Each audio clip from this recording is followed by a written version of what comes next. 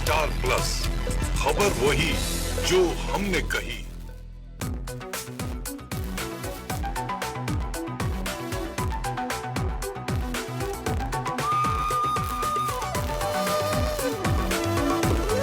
समाचार प्लस, खबर वही जो हमने कही।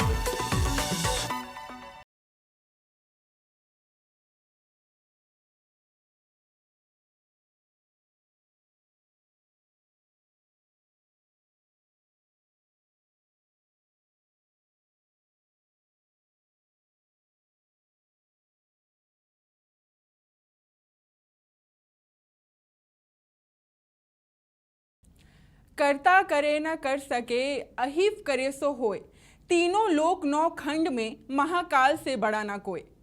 नमस्कार, आपके साथ मैं हूं वैद्य रितिका गौतम और स्वागत करती हूं आप सभी का समाचार प्लस के इस खास कार्यक्रम ओम नमः शिवाय में। आज से सावन की शुरुआत हो चुकी है और आप सभी को सावन महीने की हार्दिक शुभकामनाएं। ये वही महीना है जब भक्त मुख्य रूप से भगवान शिव की पूजा अर्चना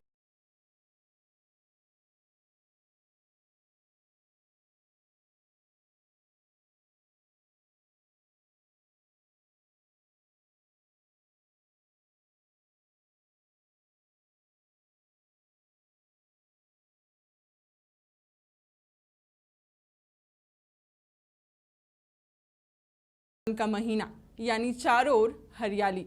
इसी महीने में तो गांवों में सावन के गीत बजने शुरू हो जाते हैं, हल्की सी बारिश की फुहारें पड़ने लगती है और पेड़ों पर झूले लगने लगते हैं। यही तो है हमारा सावन।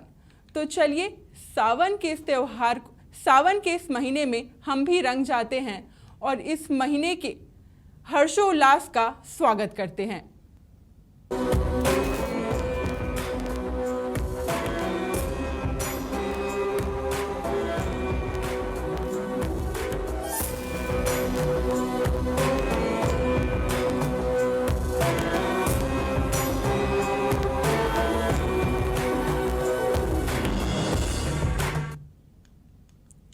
सावन का महीना धार्मिक और वैज्ञानिक दृष्टि दोनों से ही बेहद पवित्र है और इसे काफी शुभ माना जाता है। किसी भी तरह के मांगलिक और धार्मिक समारोह करने का ये सबसे अच्छा समय माना जाता है। अगर कृषि और खेती की बात करें तो इस लिहाज से भी ये महीना काफी शुभ है। इस महीने की और भी कई खासियत हैं।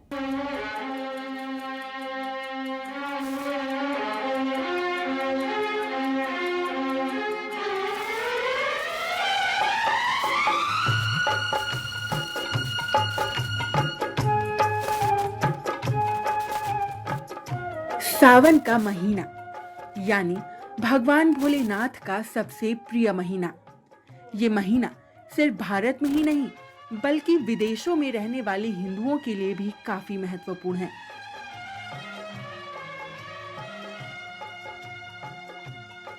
इस महीने को हिंदू धर्म के हिसाब से काफी शुभ माना गया है। सावन में हिंदुओं द्वारा उपवास रखा जाता है, साथ ही भगवान शिव की भक्ति की जाती है। इस पावन महीने में सोमवार का दिन बहुत ही महत्वपूर्ण है। इस दौरान कई जगहों पर मेले लगाए जाते हैं, सावन के गीत गाए जाते हैं, जिससे ये महीना और भी खास हो जाता है। ध्यान चरणों में इसके धरो, शिव शंकर को जिसने पूजा उसका ही उद्धार हुआ। शिव शंकर को जिसने पूजा उसका ही उद्धार हुआ। अंत काल को भव सागर में उसका बेड़ा पार हुआ। भोले शंकर की पूजा करो। सावन के महीने में सबसे ज्यादा त्योहार आते हैं। इस महीने में अधिक पूजा पाठ की जाती है। बहुत से ग्रंथ भी पढ़े जाते हैं, जैसे कि संस्कृत पाठ, मेघदूता, कालिदास इत्यादि। इन सब से प्रेरित होकर कई फिल्में भी बन चुकी हैं, जैसे आया सावन झूमके, सावन भादो, सावन को आने दो इत्यादि। हिंदुस्तानी शास्त्रीय संगीत में भी सावन का महत्व बखूबी दिखाया गया है, जैसे कि सावन की ऋतु है, सावन का महीना, पवन करे शोर इत्यादि। डमरू वाला है जग में दयालु बड़ा, दीन दुखियों का दाता, जगत का पिता। डमरू सावन का महीना बहुत ही महत्वपूर्ण और खुशहाली देने वाला होता है। जिस तरह से इस महीने में चारों तरफ हरियाली छा जाती है, ऐसा लगता है जैसे ये महीना हमें मौका देती हो खुद को प्रकृति से जोड़ने का। इस महीने में ऐसा लगता है जैसे धरती ने कोई हरी चादर ओढ़ी हो। देता है ये आसरा, सबको देता है ये। सावन के महीने को हर लिहाज से काफी शुभ माना गया है। इन पावन चरणों में अर्पण आकर जो एक बार हुआ, अंत काल को भव सागर में उसका बेड़ा पार हुआ। इस सेगमेंट में आगे बढ़ते हैं और ख़ास बातचीत करते हैं।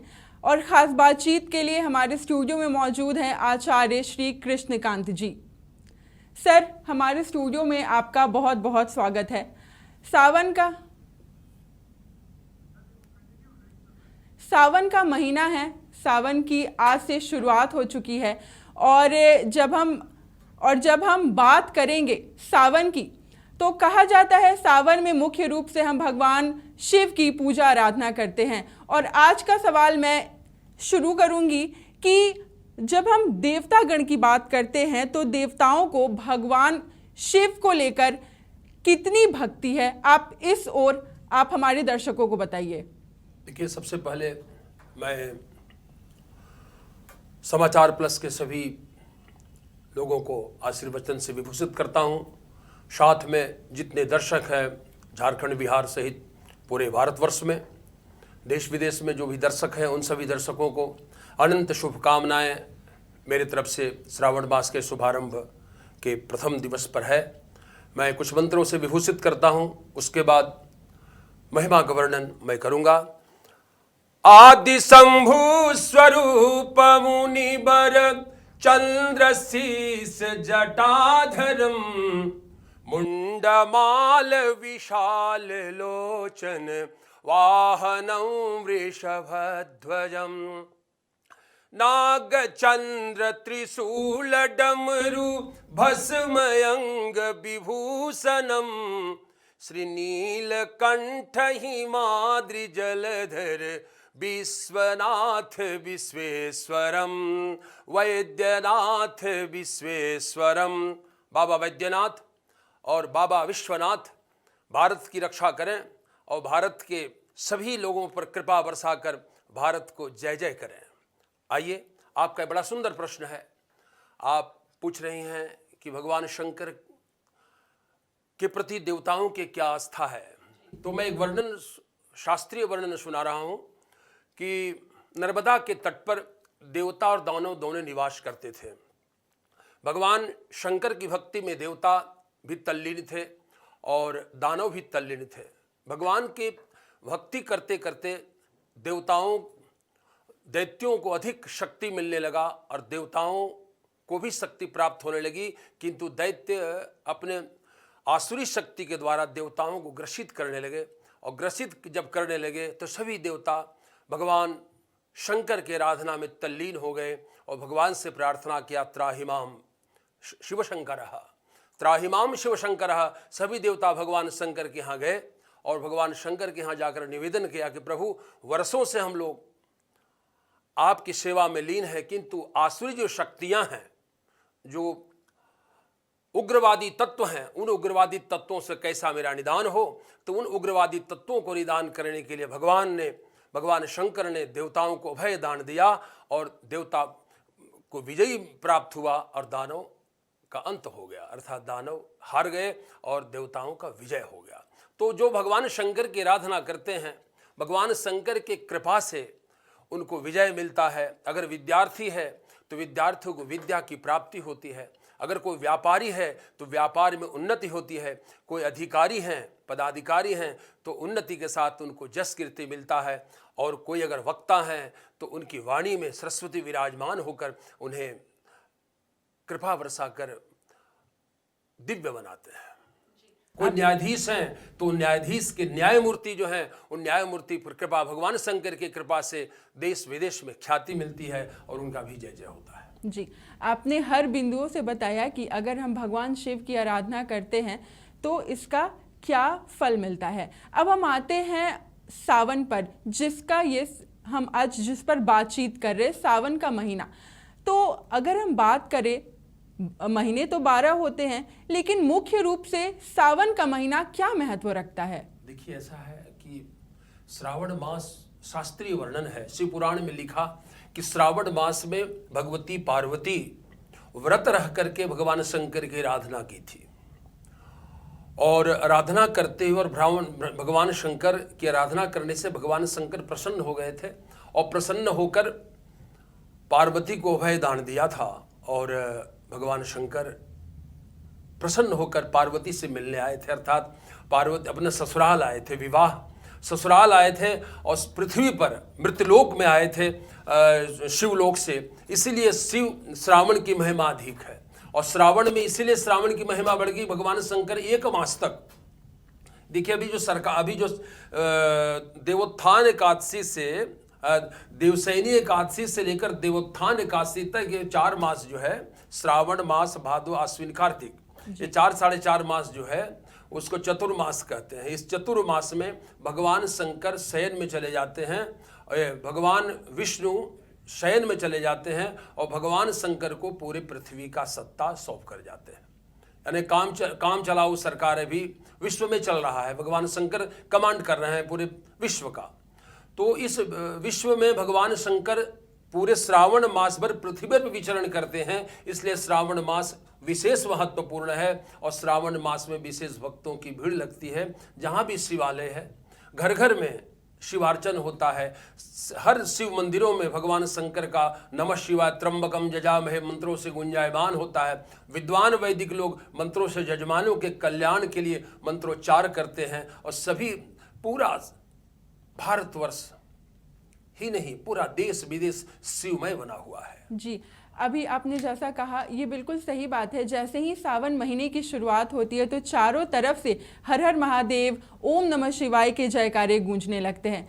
अभी तो आपने बताया ये जो सावन का महीना है धार्मिक रूप से किस तरीके से महत्व रखता है, लेकिन अगर हम दूसरी तरफ देखें, अगर हम वैज्ञानिक दृष्टि से देखें या फिर खेती बाड़ी, कृषि, इस ओर अगर हम देखें तो कितना महत्व रखता है सावन का महीना? देखिए, ऐसा है कि ज्योतिषीय दृष्टिकोण से, ज्योतिष को ज्योतिर्विज्ञान कहा जाता है, और ज्योतिषीय दृष्टिकोण में श्रावण मास में ग्रहों की जो परिस्थितियां हैं वह राशियों के प्रभाव को अंतर प्रत्यंतर दशा, महादशा, अंतरदशा, प्रत्यंतर दशा में अलग अलग प्रभाव देखा जाता है।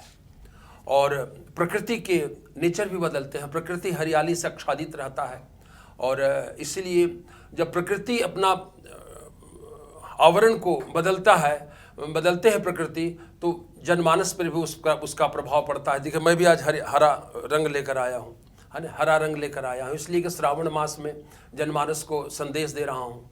तो हरा रंग जो है बुध ग्रह से प्रेरित है। बुध ग्रह अनुकूल होते हैं और हरियाली तो आनंद का प्रतीक है। हरामय जीवन, हरियाली जीवन आनंद का प्रतीक माना जाता है।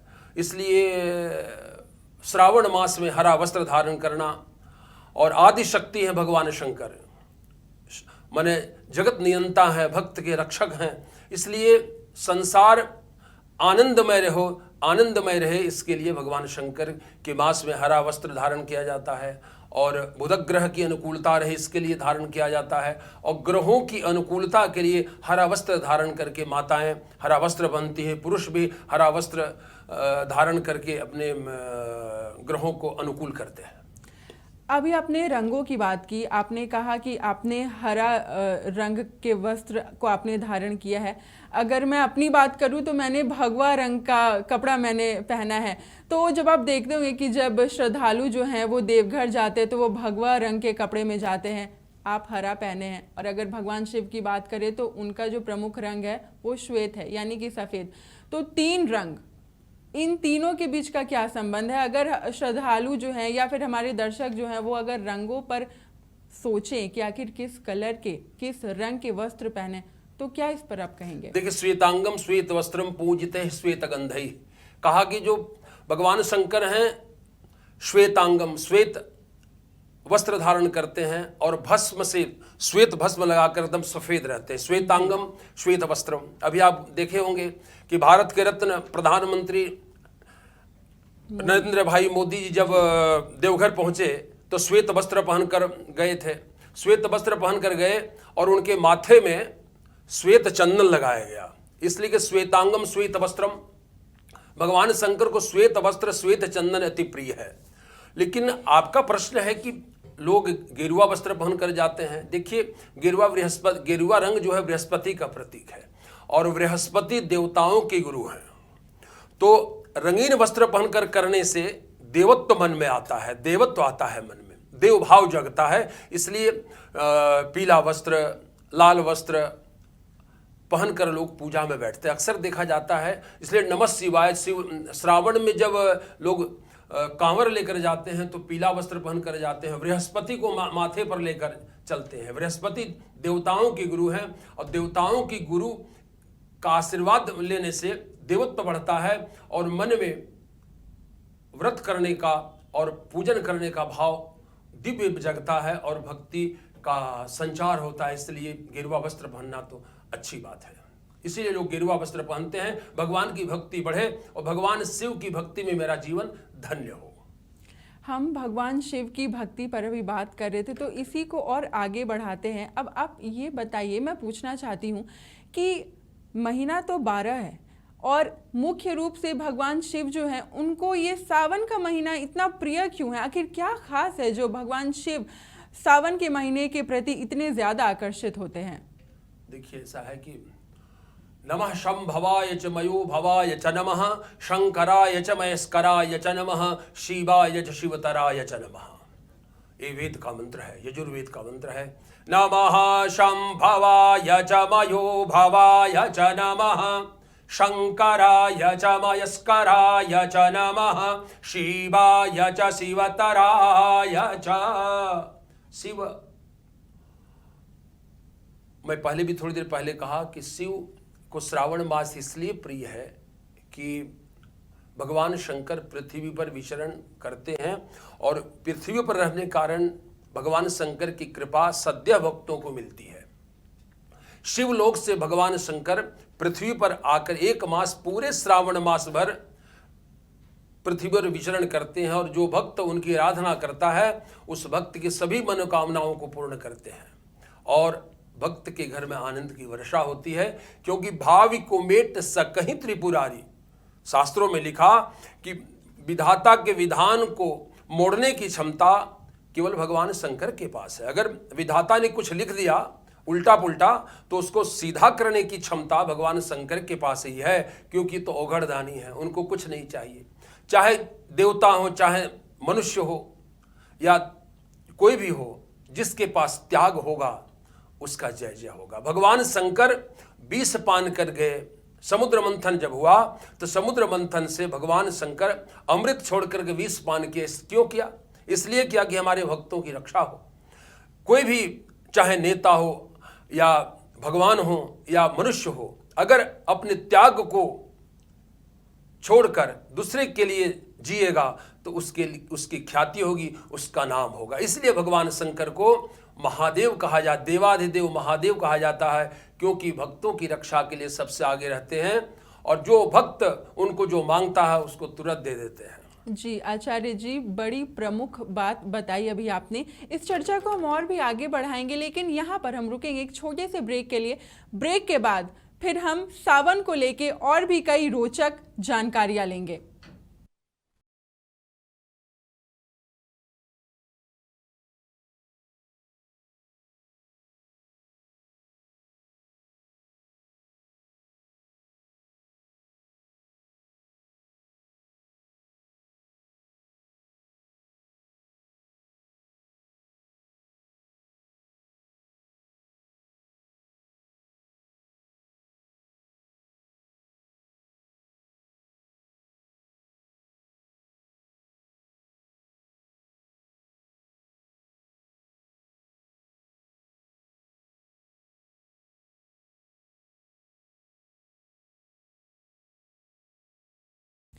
सावन की आज से शुरुआत हो गई है और इस बार सावन में 4 सोमवारी पड़ रहे हैं जो काफ़ी लाभदायी हैं।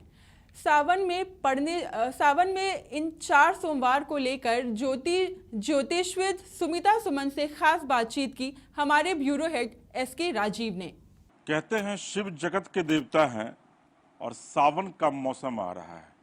सावन के मौसम में शिव की प्रासंगिकता और खास करके सोमवारी की प्रासंगिकता काफ़ी बढ़ जाती है। 14 जुलाई से विधिवत सावन की शुरुआत हो रही है जो 12 अगस्त तक चलेगी। हमारे साथ बात करने के लिए मौजूद हैं सुमिता सुमन जी। सुमिता जी, सावन का क्या महत्व है? देखिए, सावन के महीने में ही समुद्र मंथन किया गया था और समुद्र मंथन के बाद जो विष निकला उस विष को शिव जी ने ग्रहण किया। तो उस विष के ताप को कम करने के लिए सारे देवी देवताओं मिल करके उन पे जल अर्पण करना शुरू कर दिए और ये जो ट्रेंड है, ये जो विधि है, ये अभी तक चली आ रही है। इसलिए हर सावन शिव जी पे जल अर्पण करना एक खास उनको अच्छा लगता है, उनको प्रसन्न है। सुमिता जी, का बड़ा सवाल ये है कि चूंकि सावन का बड़ा इंपॉर्टेंस है, चाहे आप हिंदुस्तान में हो या फिर वर्ल्ड वाइड जहाँ भी हिंदुस्तानी रह रहे हैं, बड़ी संख्या में लोग सोमवारी भी करते हैं। इस बार कितनी सोमवारी पड़ रही है सावन में और लोग को पहली जो सोमवारी होगी वो कितनी फलदायी है? जी देखिए, इस बार कुल 4 सोमवारी पड़ रहे हैं और हर सोमवार का एक अलग महत्व है। इस बार जैसे पहला सोमवार जो है वो पंचमी है, तो पंचमी इस दिन खास नाग देवता की पूजा करनी चाहिए। जिन लोगों को काल सर्प दोष है उनको इस दिन खास पूजा करनी चाहिए। चांदी के नाग नागिन अगर इस दिन शिवलिंग पे चढ़ाते हैं और विधिवत रुद्राभिषेक करते हैं तो वो अपने इस दोष से, काल सर्प दोष से मुक्ति पा सकते हैं। ये पहला सोमवार जो है। दूसरा सोमवार है प्रदोष का। तो ये समस्त जितने भी दोष से लोग ग्रसित हैं वो अगर उस दोष से मुक्ति पाना चाहते हैं तो उस दिन खास प्रदोष का व्रत करते हैं दिन भर और इनकी पूजा शाम में की जाती है, भोलेनाथ की पूजा। तो ये जितने भी दोष से ग्रसित लोग जो हैं वो हर तरह के दोष से मुक्ति पा सकते हैं। ये उस दिन प्रदोष का ये है। तीसरा है उस दिन चतुर्थी, तीसरा सोमवार चतुर्थी का, और इस दिन गणेश जी की पूजा खास करनी चाहिए। मतलब शिव जी के साथ गणेश जी की पूजा भी अति उत्तम है। उस दिन प्रसन्न होते हैं भोलेनाथ गणेश जी की पूजा के साथ। और जो चौथा जो एक है सोमवारी, वो एकादशी का है। इस दिन भगवान विष्णु के साथ भोलेनाथ की पूजा करनी चाहिए। जी, एक आखिरी सवाल अचानक जहन में आया कि प्रदेश और देश के लिए ये सावन कितना मायने रखता है? प्रदेश के लिए तो खैर हमारे इस प्रदेश में बहुत ही मान्यता है इस सावन की, खासतौर पे यूपी बिहार में बहुत ज़्यादा है। और देश भर में भी जितने भी आप देखेंगे कि ज्योतिर्लिंग हैं वहाँ पे एक अलग ही इनका एक महत्व है, अलग ही इनकी ऊर्जा है और वहाँ पे दर्शन मात्र से ही सिर्फ आपका कल्याण हो जाता है। जी, चलिए, तो ये सुमिता जी हैं और सुमिता जी के शब्दों में अगर माने तो सावन के मौके पर आप भी नज़दीक के शिवालय जरूर जाइए, शिव के ऊपर बेलपत्र जरूर चढ़ाइए। हो सकता है कि कोई ऐसी आपकी मनोकामनाएं हों जो पूरी न हुई हों, इस बार इस सावन में वो भरसक शिव पूरी करते हैं। पटना से कैमरा पर्सन प्रभात के साथ SK राजीव, समाचार प्लस। आचार्य जी, अभी सुमिता जी ने बताया कि अगर हम भगवान शिव पर जलाभिषेक करते हैं तो उसका क्या महत्व है, बेलपत्र अर्पित करते हैं तो उसका क्या महत्व है। लेकिन ये जो महीना है सावन, एक ओर तो हम सावन कहते हैं, दूसरी ओर हम श्रावण भी कहते हैं, तो ये दो शब्द के बीच का संबंध क्या है? देखिए, ऐसा है कि जिस मास में मंत्रों का अधिक श्रवण किया जाए, जिस मास में भगवान की भक्ति के मंत्रों का, भगवान के तत्वों का श्रवण किया जाए, वही श्रावण है। श्रावण जो है वह मंगलकारी मास माना जाता है। इसमें जलधारा शिव प्रिय कहा कि नमस्कारम प्रियो भानु, जलधारा शिव प्रिय, श्रृंगारम प्रियो विष्णु, ब्राह्मणम मधुर प्रियम। शास्त्रकारों ने कहा कि जलधारा शिव प्रिय, भगवान शंकर पर जलधारा करने से भगवान शंकर प्रसन्न हो जाते हैं। ये बिल्कुल ऑथेंटिक बातें हैं कि श्रावण मास देवाधिदेव महादेव की कृपा के लिए बना है और इसमें मंत्रों का श्रवण करना, भगवान शंकर के मंत्रों को जपना ही श्रावण मास की विशेषता है। और भगवान शंकर पर जलाभिषेक करना, जलधारा शिव प्रिय है। जितना जलधारा, संसार में सब कोई देवता नहीं है जिनको केवल एक लोटा जल चढ़ा दिया जाए और जो चाहिए वो मिल जाए, वो तो भगवान शंकर ही दे सकते हैं। भगवान विष्णु हैं तो भगवान विष्णु को खूब श्रृंगार 56 भोग चाहिए। देवी हैं तो देवी को नानाविध सामग्री चाहिए। भगवान सूर्य हैं तो सूर्य को भी नानाविध सामग्री चाहिए, किंतु जलधारा शिव प्रिय, भगवान शंकर को तो केवल एक लोटा जल चाहिए, है ना। आप एक मंत्र नमः शिवाय बोल करके अगर आप चढ़ा दें तो भगवान शंकर से इच्छित फल प्राप्त कर सकते हैं। किंतु विश्वासम फलदायकम, शास्त्र में लिखा कि विश्वास से ही भक्ति जगती है। ज्ञान, भक्ति और वैराग्य 3 चीज है। ज्ञान होगा तो भक्ति का संचार होगा, और भक्ति होगा तो वैराग्य हो जाएगा। तो भगवान के चरणों में भक्ति के साथ आप जल अर्पण करेंगे तो भगवान शंकर प्रसन्न हो जाएंगे और जो आप चाहेंगे वो आपको प्राप्त होगा। जी, और जो ये सावन का महीना है, अब तक हमने बात किया कि किस तरीके से सावन का महीना और भगवान शिव, क्यों भगवान शिव को सावन का महीना इतना प्रिय है। अब अगर हम दूसरी तरफ आते हैं और गांव की तरफ जाते हैं तो गांव में सावन का महीना कुछ अलग ही मायने रखता है। सावन का महीना आते ही महिलाएं जो हैं वो सावन के गीत गाने लगती हैं, पेड़ों पर झूले लग जाते हैं। तो ये जो महीना है, अगर ग्रामीण परिवेश से देखें तो इस पर आप क्या कहेंगे? देखिए, ऐसा है कि इसमें किंवदंती कुछ कथाएं हैं, किंवदंती है। ऐसा है कि ग्रामीण परिवेश में लोग श्रावण का इंतजार करते हैं, और श्रावण क्योंकि महिलाएं के सारे घर में विवाह इत्यादि जितने भी बड़े कार्य हैं वो देवोत्थान एकादशी के बाद बंद हो जाते हैं, विवाह की सारी प्रक्रियाएं। तो श्रावण का इंतजार करती हैं महिलाएं कि श्रावण जब आएगा, हमारे भगवान शंकर जब पृथ्वी पर आएंगे शिवलोक से, तो भगवान शंकर की अगवानी हम करेंगे और नानाविध मंगल गीत गाएंगे और भगवान शंकर को गीत गाकर उन्हें रिझाएंगे और अपने घर में मंगल ही मंगल की कामना करेंगे। मंगल कामना के लिए, भगवान शंकर को प्रसन्न करने के लिए ग्राम की महिलाएं, ग्राम की माताएं, ग्रामीण परिवेश में रहने वाली माताएं भगवान शंकर की प्रतीक्षा करती हैं कि भगवान शंकर आएंगे तो हमारा सुहाग आनंद होगा, हमारे पुत्र आनंदित होंगे, हमारे घर धन वर्षा होगी और हमारे घर में आनंद होगा। आनंद की कामना से और भगवान शंकर को प्रसन्न करने के लिए मंगल गीत की कामनाएं करती हैं और भगवान शंकर को मंगल गीत सुना करके प्रसन्न करती हैं। आचार्य जी, आपने सारी बातें बता दी। अगर हम हर तरफ से देखें तो आपने बताई किस तरीके से धार्मिक रीति से सावन का महीना महत्वपूर्ण है। अगर हम वैज्ञानिक दृष्टि से देखें तो क्यों महत्वपूर्ण है। सावन का महीना अपने में बेहद खास है और इस पूरे चर्चा के लिए मैं आपका तहे दिल से बहुत बहुत धन्यवाद करना चाहती हूँ। मैं पुनः यहाँ से विदा लेने के पहले जी सभी भक्तों को वेद मंत्रों से, समाचार प्लस के सभी दर्शकों को वेद मंत्रों से विभूषित करना चाहता हूँ।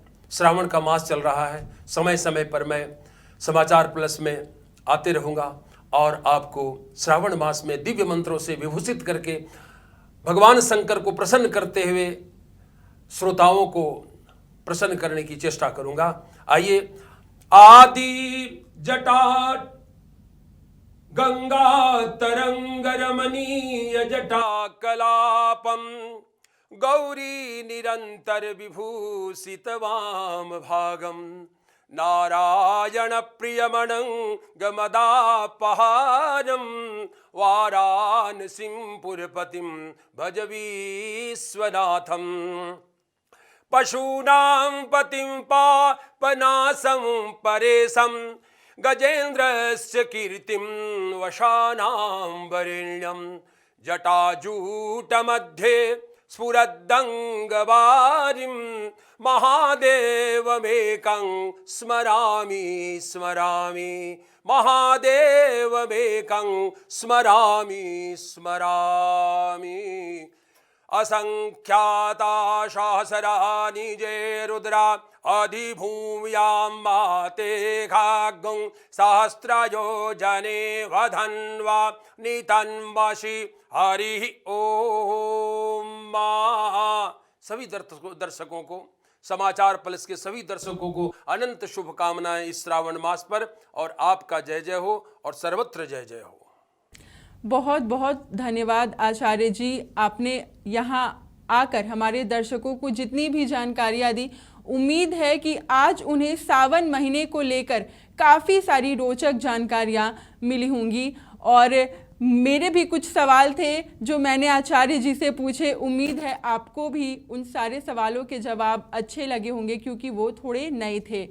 लेकिन यहाँ पर आप मुझे दीजिए इजाज़त, लेकिन आप देखते रहिए समाचार प्लस झारखंड बिहार। धन्यवाद।